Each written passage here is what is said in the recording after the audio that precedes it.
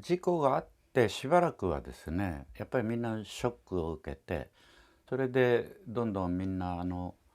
恐怖心、正しい意味での恐怖心をみんな持つようになったのでね、そのこと自体は非常にいいことなんです。もうこれは信用できないということは分かって、だけれど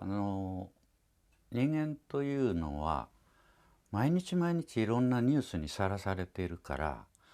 その一番大変な出来事をどんどん忘れていくでしょ。今そういう状態にはあるんですよ。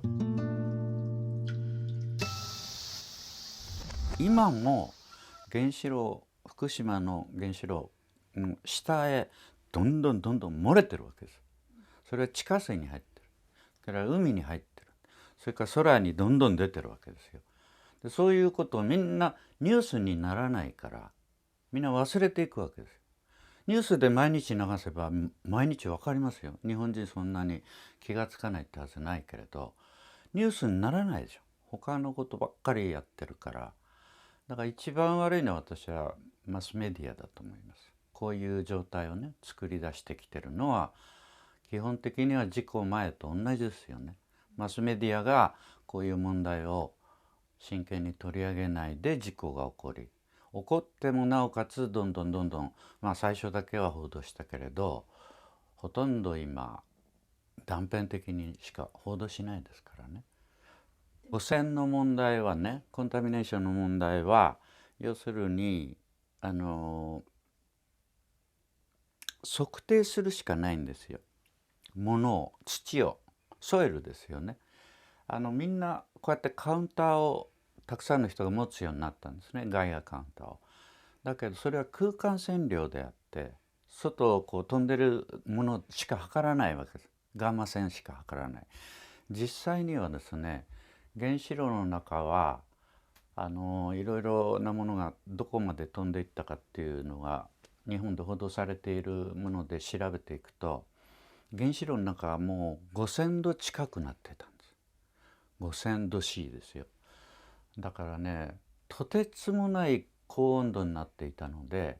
ウランもプルトニウムももう大量にガス化したんです。ガスで出たんですよ。でそういうことが私の計算で想像できますので、そういうのはカウンターに全部出ないんです。アルファ線とかベータ線とかそういうものは。だからストロンチウムも誰も測ってないんです。だからストロンチウムが一番怖いんですよねっていうのは、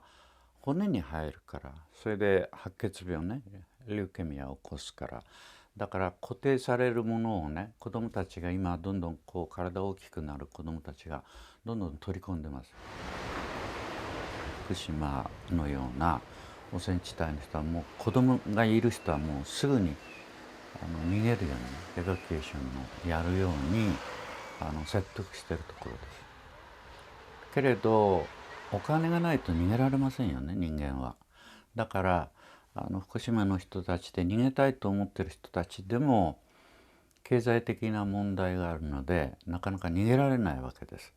それでだからそれにはもう一つ我々やらなければいけないことがあって、それはこの事故を起こした東京電力という会社にきちっとその賠償させることが必要なんですよ。要するに金を出させるね、もう全て出させて、その経済的にその逃げられる人は全部逃がすというねことをやんなきゃいけない。それからまず国は子どもたちを福島県内から全部集団でね逃がさなきゃいけないですよ。そんな個人的にそれぞれが逃げるんじゃなくて、子どもたちはこう学校で一緒に生活した友達と一緒にいたいわけですから、こう集団でね逃げるようなそういうことをやるべきで、そういうことはできるんですよ。日本が戦争に負ける前も同じようにやったんだ。集団疎開といって子どもたちを危ないところからねみんな山やなんかに逃がしたりしたんです。日本が負ける前ね。でそういうことは今やるべきなんです。それ何もやってないんです、国はね。だから私は人殺し国家って呼んでるんです、この国はね。子どもたちに大変なことがこのままいくと起こると思います。心配です。